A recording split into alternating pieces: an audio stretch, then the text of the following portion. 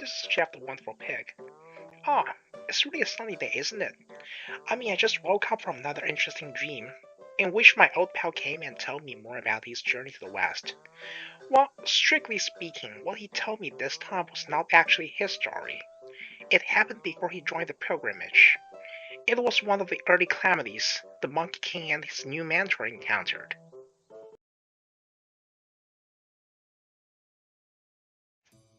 Wukong, freed from the mountain that had trapped him for 500 years, now was given an opportunity to atone his sins by becoming a disciple of the Tang monk, a pilgrim from Tang China, and escorting him all the way to the west to retrieve Buddhist scriptures, the way of salvation granted by the Buddha himself. On a day in the early spring, the two stopped by the beautiful, secluded temple hiding in the forest, and was greeted by the group of monks living there.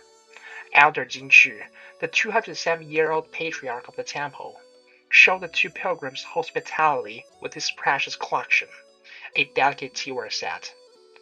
Wukong, with his competitive spirit ignited, told Jinchi that his mentor also had a rare treasure, a Kasaya robe bestowed by Bodhisattva Guanyin as a certificate of the monk chosen to meet the Buddha.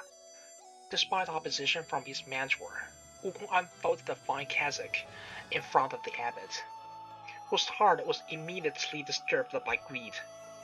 The head abbot begged the Tang monk to lend him the robe, so he could examine it closely during the night, and he promised he would return the next morning. The Tang monk reluctantly agreed. After taking the Kasaya back to his chamber, Jinchi wept and wailed over it. He told his disciples, 270 years spent.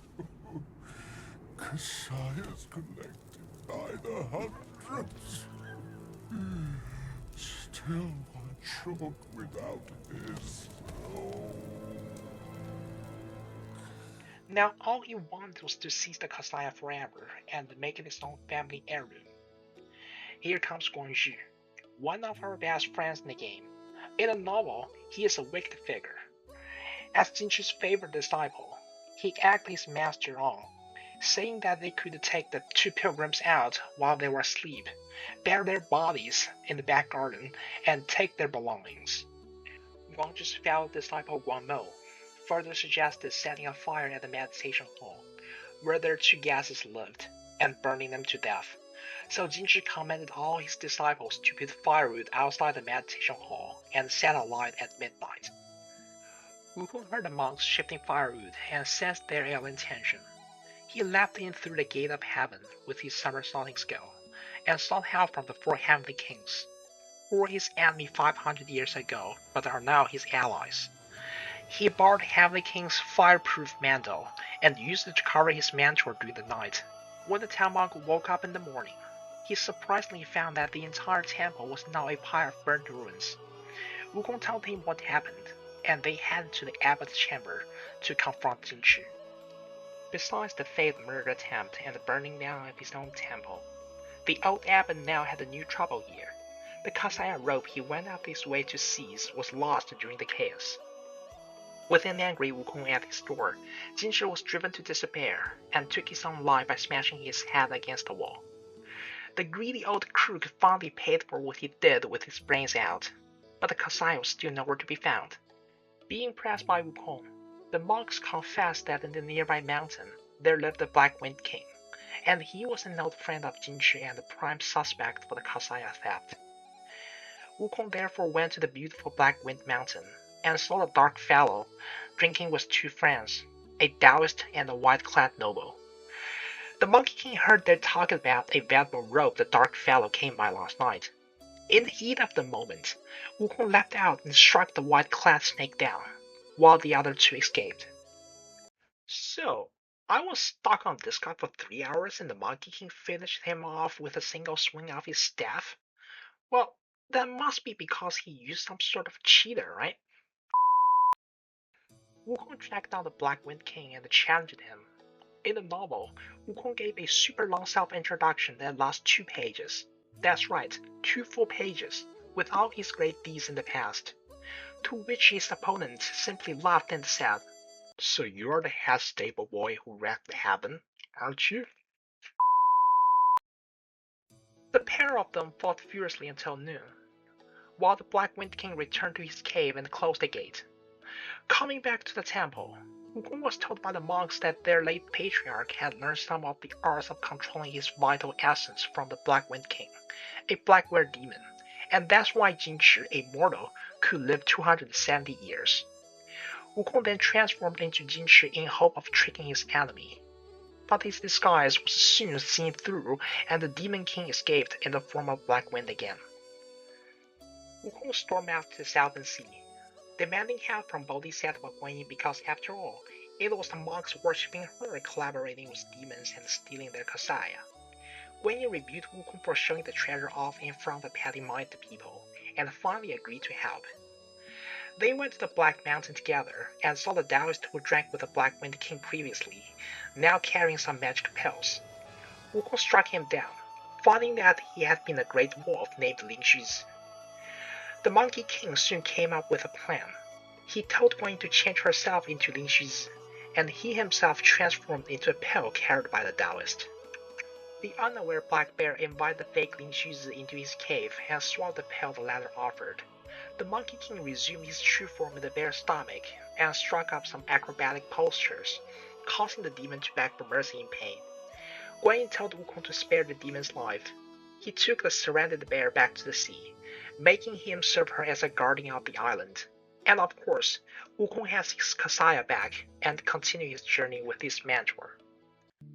Well, the story taking place in the Guanyin Temple is just a conventional fable that teaches us not to be greedy for others' belongings, and not to show off our own treasure to people unknown.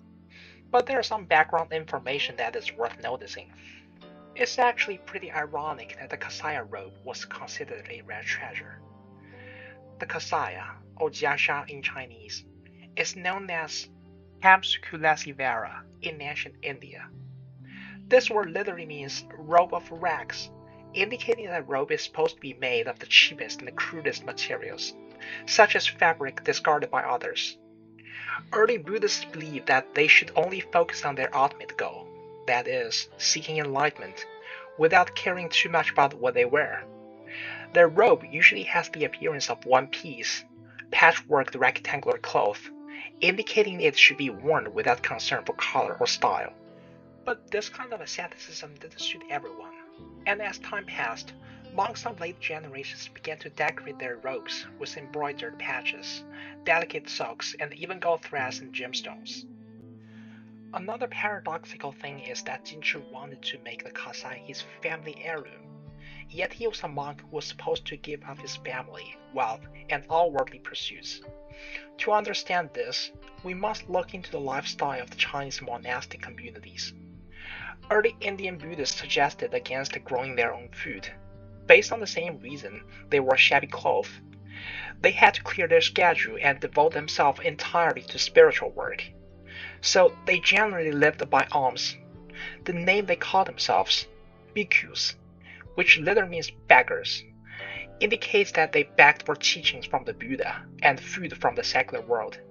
However, after Buddhism was brought by missionaries to China, Chinese monks found it difficult to maintain their old way, because in the world's largest agricultural country, making a living solely by begging would not be practical, nor would it be tolerated by the government and society. So in 8th century, a Zen master named Baizhang created a new pattern of monastic life and developed the first truly independent Buddhist monastery.